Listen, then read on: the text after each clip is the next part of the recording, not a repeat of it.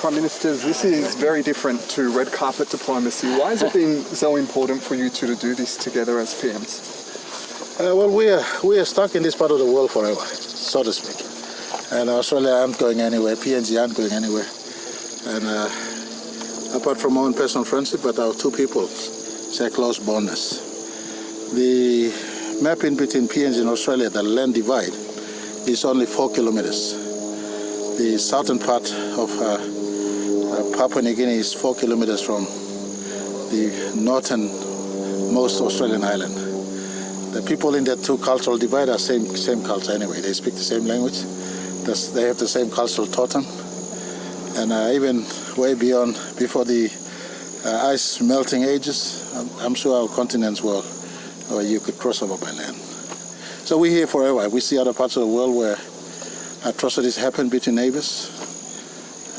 We don't envisage our part of the world to have war and strife and conflict. As I was saying yesterday and in my own conversations every time, Pacific must be peaceful. It must be green, blue, fresh air, trees remaining, friendly people, both sides, and Australia being the biggest economy in the entire Pacific group of nations, have its own natural role in having a lookout on what's happening in the region. So this time around, my friend picked to walk this hard walk. He could have easily picked to be dropped over at Isuwara and then walk back down. But he picked the opposite. Dropped at the lowest and walked the hardest part back. Life is full of challenges, and once you focus to overcome the obstacles in front of you, you can get through. And kudos to this big brother here. He did the right thing in every sense. He picked the hardest leg of the Kokoda track, and we started the walk, and we almost reaching our destination. It shows that with perseverance, determination, walking side by side, helping each other, you can get to the destination. Indeed. Look, this is a friendship that was really cemented on this track in World War II in 1942. It's a debt that we owe the people of PNG who looked after Australians during our darkest hour. And it was a matter of Australia defending our country. And of course we were one country then. It was the territory of Papua New Guinea. And that history, that shared history is so important. But what this walk to me represents as well is a shared future, shared values that we have. We've worked together on climate change. We've worked together in the Pacific Island Forum and other bodies as well. And I think this walk will send a message to the populations of both our countries, but to the region as well, about how important this relationship is and that Australia and PNG walk together. How has it changed the way you look at Anzac Day now, having been through some of the elements? Well, it's inspirational what our soldiers did in World War II. And of course they couldn't have done it without the support of the local population here. But the hardship and sacrifice that they overcame is just extraordinary.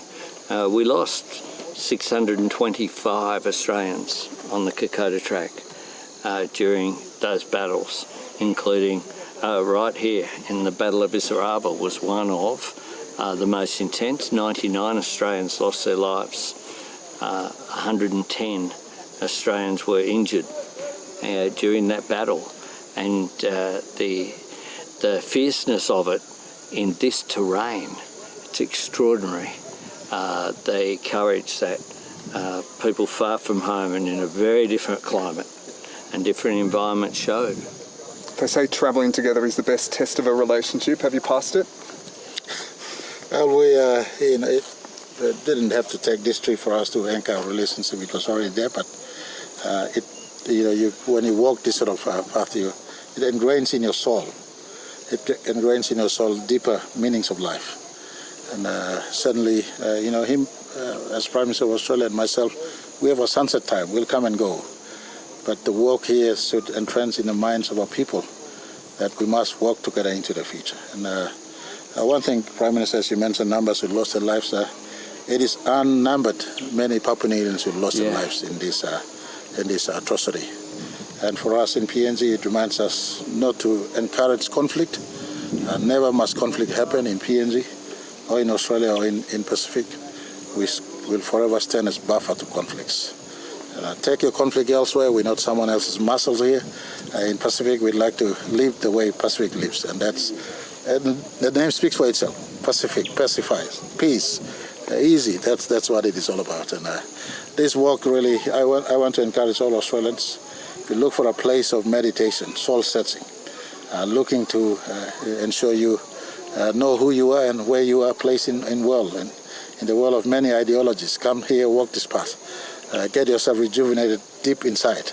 If your Prime Minister can do it, you can do it. Myself and Governor here, we will work to concept what it is, but we give some a little bit of touch-ups so that not to leave my people behind, but also present this place where if a trekker who comes from the comfort of Sydney or Melbourne or elsewhere wants to take a little bit of good rest, there's also good rest, Wi-Fi, so that without taking away the authenticity of the trek, we want to also present in a manner in which it's more modern for those who travel in from Australia. It's sentimental to Australians. This was a defense of the combined space we had. You never know what the tent would have been if this was not defended. And we're now moving into the holier side, so to speak, where the last big battle took place and the resistance was established. PM's home stretch. Thank you. Thank you.